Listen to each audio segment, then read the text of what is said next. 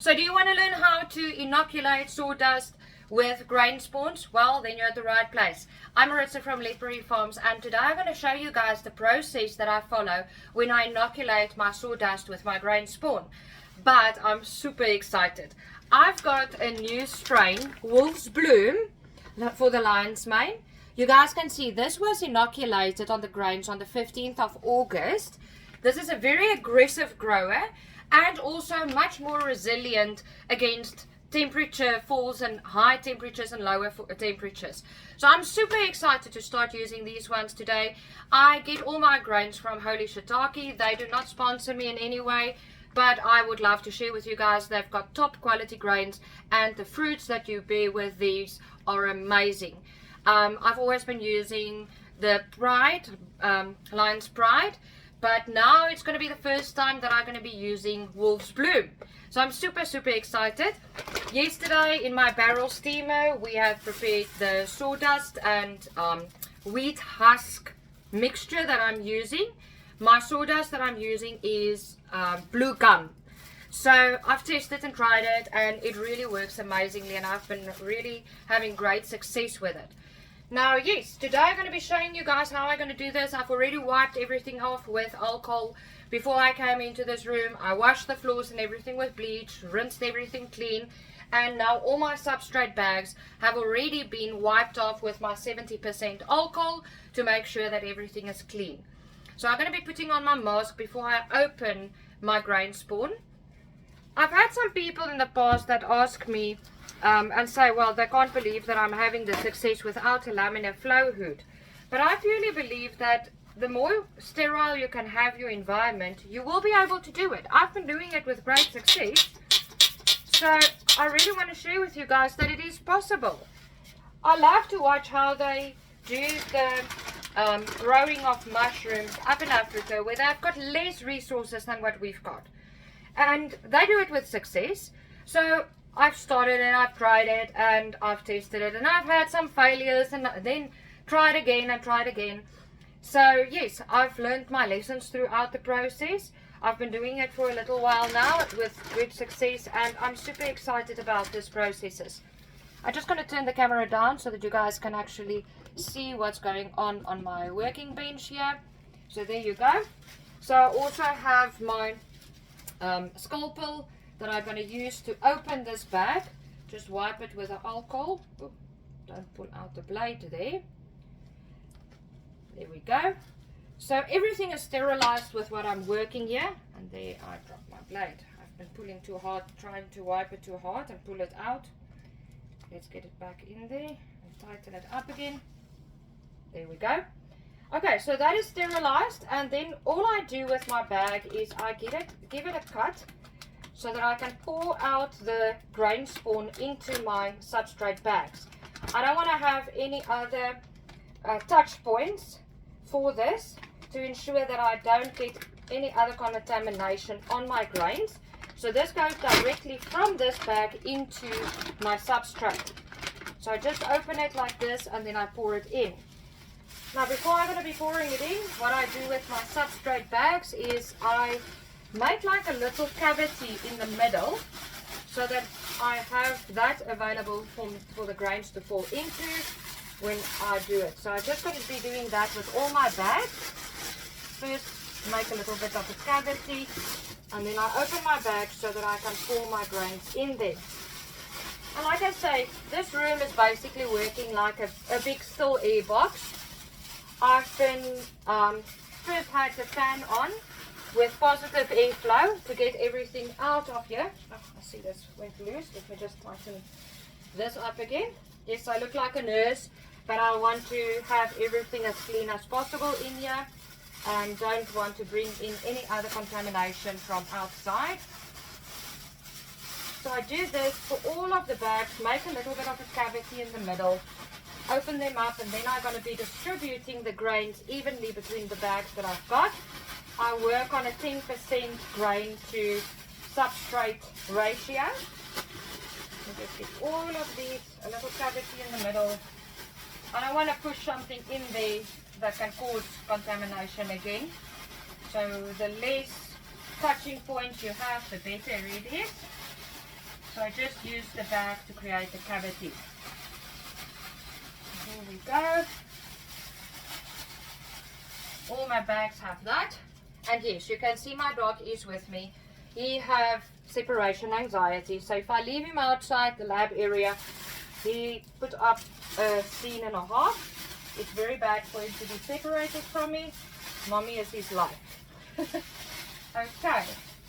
So here we go. Just want to open all these bags properly so that I can pour in the grains.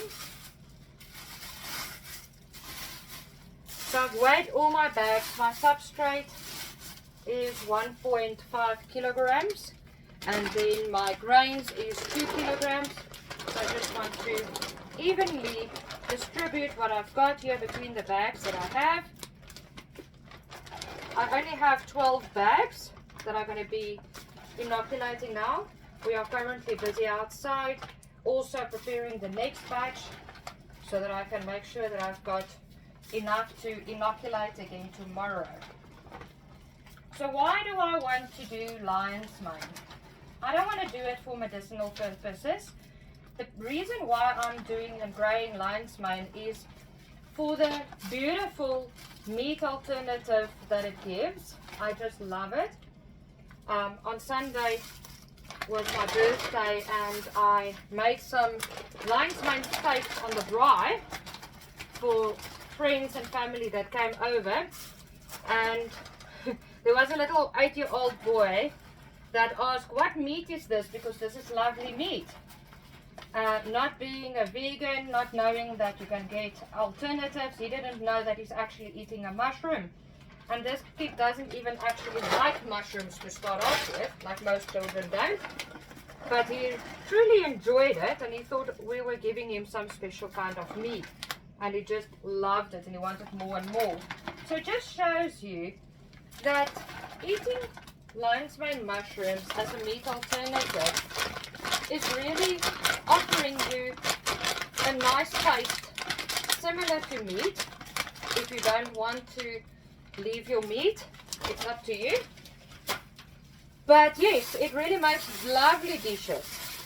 Okay, so just to show you guys what I'm doing now is I just first want to close each one of these bags a little bit, just to make sure that nothing else can fall in while I'm busy with the other bags. But like I say, this room is really sterilized. It's clean. There's no air flowing in that can contaminate this. All my air that comes in is also through a HEPA filter. But I just want to make extra sure that I don't get anything in there while I am actually still busy with some of the bags. So after I've done that, I take my bag at the tip and then I start to gently massage it, turn it around to distribute the grains in between the sawdust, because you want it as properly as possible distributed to make sure that you get more touching points for faster colonization of the grains. So I just gently massage it. I don't have the bags with the HEPA, with the filters, patches. So the bags that I've used doesn't have that at all. So what I do is I've got sterilized cotton wool, and I've got these little pipes that I've cut, 32mm pipe. Wash everything and bleach before I do anything with it. And then I use that as an air filter for the lion's mane to be able to breathe as well. So I've got that nicely distributed. You don't see any grains at the top anymore. It's nicely distributed in between.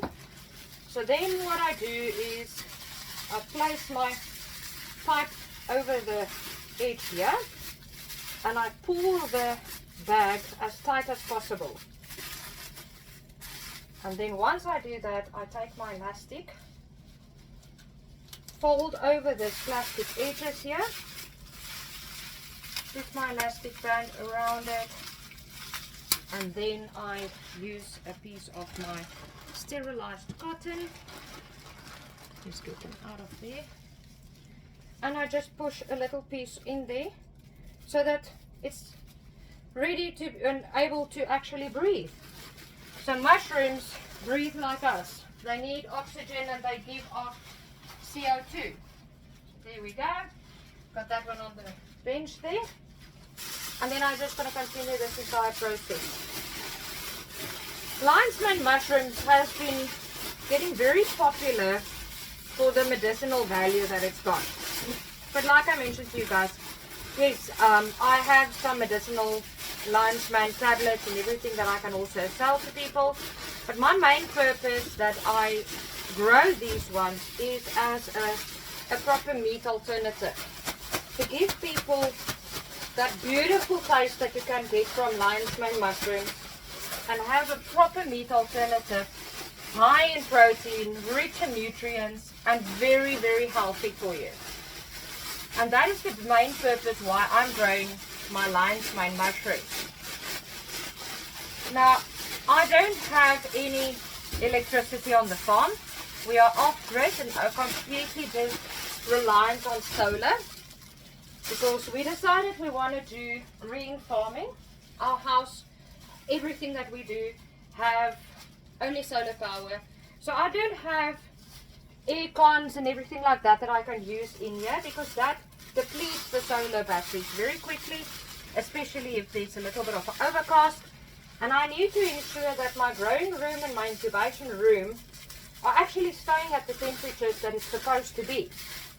Because lion's mane mushrooms are quite sensitive to temperature, and they best grow in temperatures between 18 and 24 degrees Celsius. Now, here where I'm staying in the Northwest Province, we're actually in the Magaliesberg biosphere, next to the mountain. It is very, it gets very hot. It can get up to 38 to 40 degrees Celsius in the summer. So I need to make sure that I've got my room cool enough for my mushrooms to successfully grow. And with our system that we've been building, on the outside of these properly sealed cold rooms basically that we've built it, we've got a large polystyrene container, thick wall, where there's actually the first one where we put the ice in. So I freeze bottles of water, and then I put some blocks of ice in the first box. In the bottles, no water that comes out there.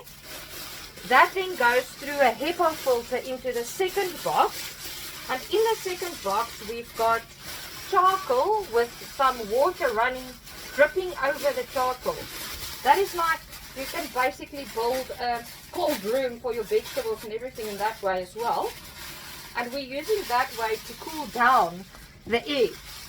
And then it goes through the ducting fan, it pulls out that cold air through the ducting into the incubation room and the grow room. Now, I wasn't sure if that process is going to work. However, we are very happy to say that it is working beautifully. I've got some sort of controller boxes that control my humidity and my temperature, and I can get my stats to see how well my system is working. And I have to tell you guys, I'm super impressed and super happy to share with you that this process is really working. So you don't have to go and buy expensive air cons and everything to cool down your mushrooms. You can basically use what you've got to create the environment that the mushrooms like to grow in. And that is exactly what we've been doing here on the farm. Green, sustainable farming is everything for us. It's very important for us. So we're really focused on that. And we want to make sure that everything we do is sustainable for the environment as well. So just shake it up a little bit to make sure my grains go through.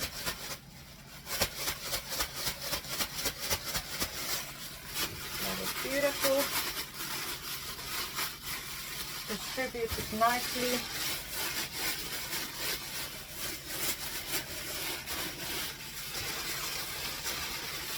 So my mushroom substrate get a special treat. They get a massage before they go in.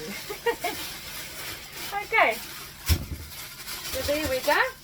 That one is ready as well. And I'm just going to continue this process for all of them, and then I'll show you guys the next step. Okay, so now we're at the last 3 that I need to complete. But while I'm doing the last 3, oh, that one's falling over, not good, not good, not good. While I'm doing the last 3, I would also like to explain to you the reason why I prefer lion's mane mushrooms. Personally, I like to have a meat alternative. It is my preference over meat.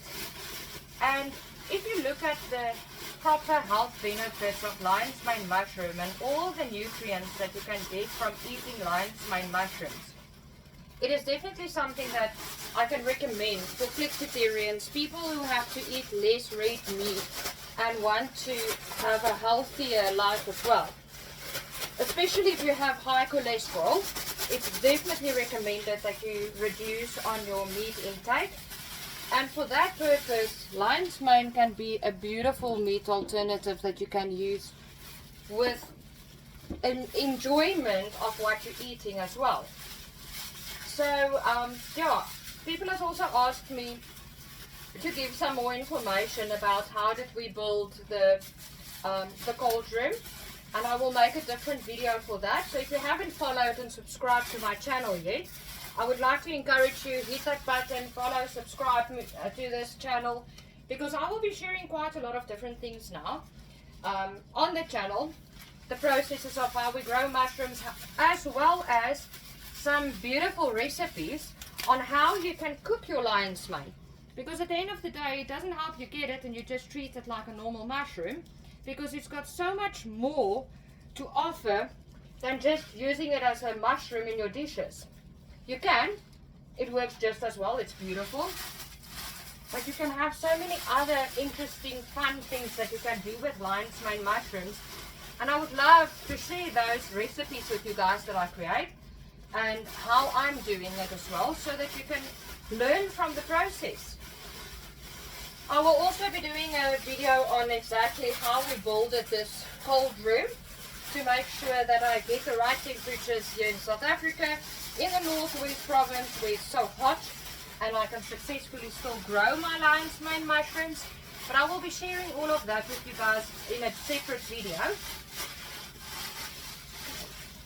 There. Alright, so now the next step for me is going to be to move this into the incubation room. My incubation room temperature, I keep that at a maximum 24 degrees Celsius. So for that part, I try to keep it all the time between 21 and 23, to be honest with you, so that I know that I've got the right temperature and my incubation room doesn't get too hot. Because, sorry, when it goes in the incubation room and it gets too hot, that is where contamination starts growing. So I rather have my incubation room at a constant 22-23 degrees to make sure that I've got the right temperature for the incubation without overheating my substrate. And then contamination is not that much that creeps in if your temperatures are correct. And that for me is the most important part, is to make sure that my temperatures are correct. Okay, so here's the last one that I'm going to be doing. And then I'm going to start moving them into the incubation room.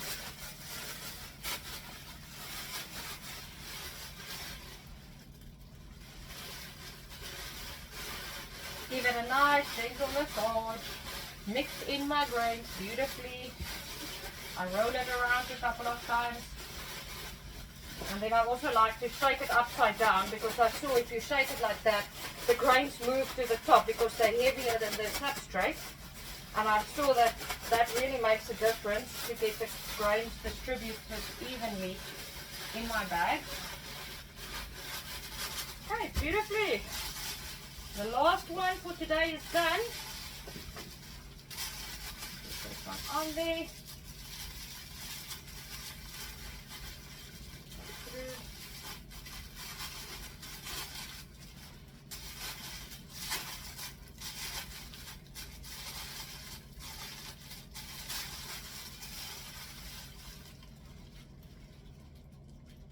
put my elastic band around.